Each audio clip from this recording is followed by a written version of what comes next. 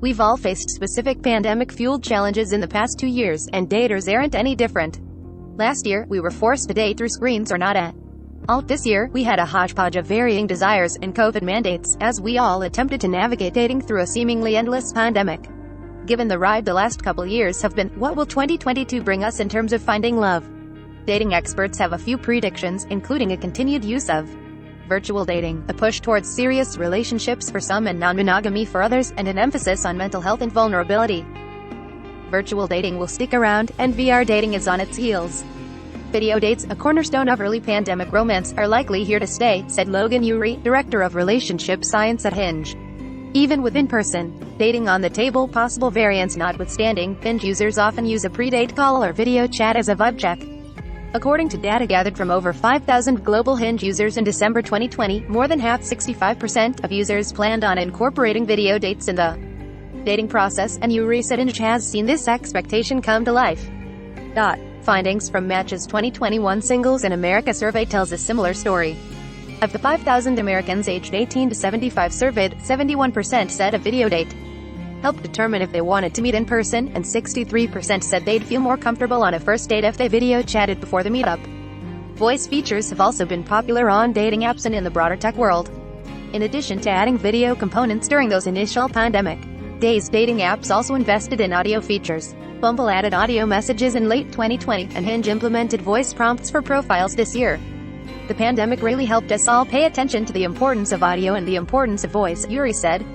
Voice notes add an authentic, intimate dimension to a potential match's profile in a way that text and photos can't do alone. Looking into more tech-advanced dating options, Match Group, which owns Tinder, Hinge, and many other dating apps, is planning a dating metaverse, or VR, space, unironically called Singletown. Users will allegedly be able to interact with others with real-time audio and meet in virtual spaces, like a bar, explained Match Group CEO Shar Dubey in a November investor call. Such singles should proceed with caution, dating in VR just as they do with online or in-person dating. Dating coach and matchmaker Tanisha Wood urges us to remember that we're still real people with real experiences, fears, and emotions, no matter the dating method. Daters are looking for their person, or their people.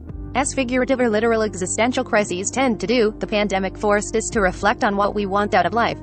This is one reason experts gave as to why so many people came out during the pandemic, but the experience also drove daters on the whole to reflect on who they want to date. They seem to divert into two paths, those looking for the one, and those looking specifically for more than one. In terms of the former, Ury said a majority of Hinge users, 75%, are now looking for a relationship. This is a spike up from the 53% of users who said they were ready for something long-term at the end of last year. These users want to find somebody to lie in bed with and talk about what they've been going through, Ury said, and how hard life is and how scared they are. Dr. Helen Fisher, a biological anthropologist and Match's chief science advisor, agrees. Most singles surveyed by Match, 65%, want a relationship in the next year. That number soars when only considering young adults. 81% of Gen Z and 76% of millennials want romantic love. This makes sense, said Fisher, as young people are usually looking for a mate, but the figures are staggering, especially compared to how many wanted the same thing in 2019, 70% of Gen Z and 63% of millennials. Not only are people looking for their special someone, but according to Fisher, they're looking for financial and romantic stability to boot.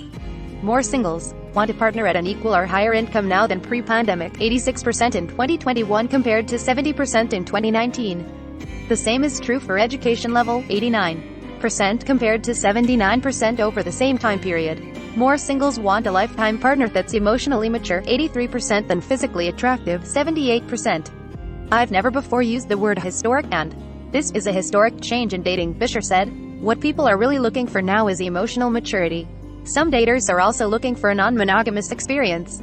The pursuit of fulfillment will lead singles and couples to create their own definitions and structures for their relationships, said Wood, lending weight to ethically non-monogamous relationships and the freedom to be open. I've never before used the word historic, and this is a historic change in dating. Helen Fisher, Match's chief science advisor. More and more people began exploring non-monogamy before the pandemic, and this trend has continued throughout it. Field, a sexual exploration app for singles and couples, saw a jump in both men and women using words describing ethical non-monogamy, ENM, or polyamory in their profiles from 2020 to 2021. According to the app's communication manager Lyubov Sachkova, the data didn't include non-binary users. The pandemic has brought our sense of normal into question, Wood continued, and led many to create a new normal in ways that allow them to live more. Self-care is more important than ever. The prolonged stress of the pandemic has also engendered a focus on mental health.